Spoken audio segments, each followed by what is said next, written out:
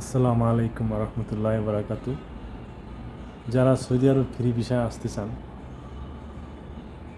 Saudi আরবে যারা free ভিসায় আসতে চান কিংবা যারাই আসতে চান, সৌদি আরব নতুনদের জন্য পরামর্শ এবং যারা আসবেন সৌদি আরবের উদ্দেশ্যে তাদের জন্য পরামর্শ। ভিডিওটি শেষ পর্যন্ত দেখার অনুরোধ রইল।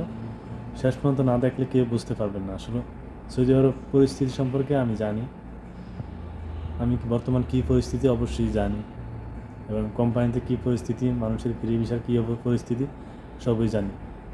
যারা আসবেন তারা ভেবে চিন্তে আসবেন, দেখে আসবেন।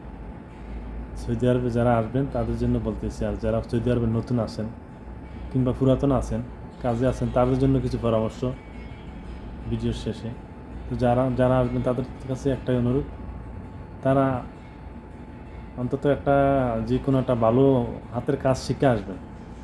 আপনার একটা ভালো হাতের কাজ শিক্ষা জানা থাকলে, অন্তত হাতের কাজ শিখা না থাকলে যদি ড্রাইভিং অন্তত জানেন, ড্রাইভিং জানলে ড্রাইভিং লাইসেন্সটা অবশ্যই নিয়ে আসবেন। লাইসেন্সটা সাথে করে নিয়ে আসবেন। অন্তত লাইসেন্স না আনতে পারলেও হয়তো বা ড্রাইভিংটা শিখে আসবেন। এটাই আপনাদের জন্য পরামর্শ।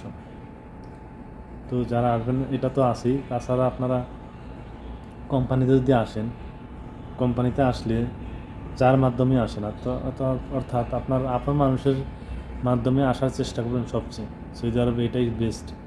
আপন মানুষের কাছে আসার চেষ্টা করবেন, যিনি কাজ দেওয়ার গ্যারান্টি দিবে, আকামা পাওয়ার গ্যারান্টি দিবে।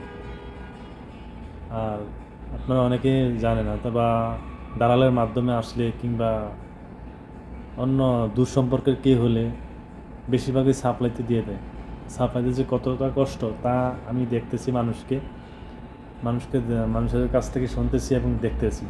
সাপ্লাইতে আসবেন না, হয় কোম্পানিতে আসবেন। আর যদি ফ্রি ভিসার যদি কে দিতে পারে, ফ্রি ভিসা বলতে তিনি আইনা হয়তো বা কাজে লাগা দিবে, যে কোনো একটা কোম্পানি কিংবা নিজের কাছে কাজ দিবে, নিজে কাজ দিবে দিকা, সেটা হলেও আসবেন যদি গ্যারান্টি দেয়। এরকম ফ্রি ভিসা না আসাই ভালো। আমার সবচেয়ে বেটার হলো, আমি যেটা মনে করি, কোম্পানির বিষয়ে আসবেন। কোম্পানির বিষয়ে আসলে হয়তো আপনার বেতন কম হলে আপনার কোনো টেনশন থাকবে না। নতুন অবস্থায় আকামার টেনশন থাকবে না। আপনাকে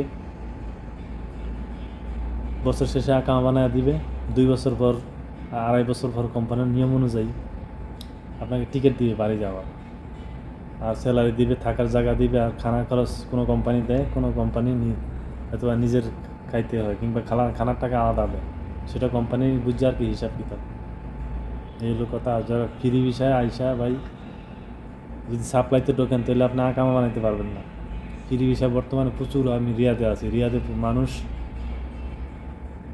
10 জন মানুষের মধ্যে একজন লিগেল পাইবেন, আর বাকি 9 জনই আনলিগেল। যারা ফ্রি ভিসায় আসছিল, বর্তমানে ফ্রি ভিসা যারা আসছিল কিংবা আগে আসছে, 10 জন মানুষের মধ্যে একজনে আকামা আছে, আর 9 জনের আকামা নাই, অবৈধ লোক। আসলে সৌদি আরবের যখন অবৈধ হয়ে যায় তখন স্বপ্নটা ছোট হয়ে যায়। যখন বৈধ থাকে তার অনেক স্বপ্ন থাকে, অনেক কিছু করার থাকে, চেষ্টা থাকে।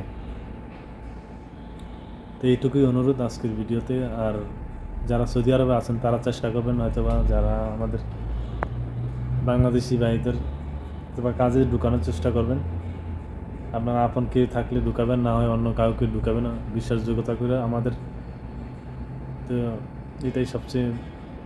আর যারা নতুন আছেন, কাজ পাচ্ছেন না, তারা যোগাযোগ করবেন। ভাই আপনাকে কাজ কেউ দিবে না, ঠিক আছে? কাজ আপনার খুঁজে বার করতে হবে। ওই অমুকের কাছে বলে রাখছেন, তমুকের কাছে বলে রাখছেন, আত্মীয়র কাছে বলবেন, ঠিক আছে, বলবেনও, তারপর কাজ চেষ্টা থাকতে হবে আপনার, ঠিক আছে? কাজ ছাড়া উপায় নাই বিদেশের মাটিতে।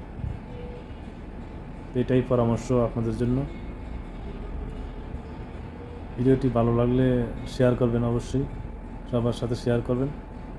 যারা আসবে তাদের সাথে শেয়ার করবেন। আপনার বন্ধুবান্ধব কেউ যদি সৌদি আরবে আসে, কিংবা যারা প্রবাসে আছেন, আপনারা কেউ যদি আত্মীয় স্বজন আসে, তাদের সাথে শেয়ার করবেন। এবং চ্যানেলটি নতুন যারা আমার এই ভিডিওটা দেখছেন, যারা নতুন, তারা সাবস্ক্রাইব করবেন, লাইক করবেন, ফলো করবেন। সবাইকে ধন্যবাদ। আসসালামু আলাইকুম।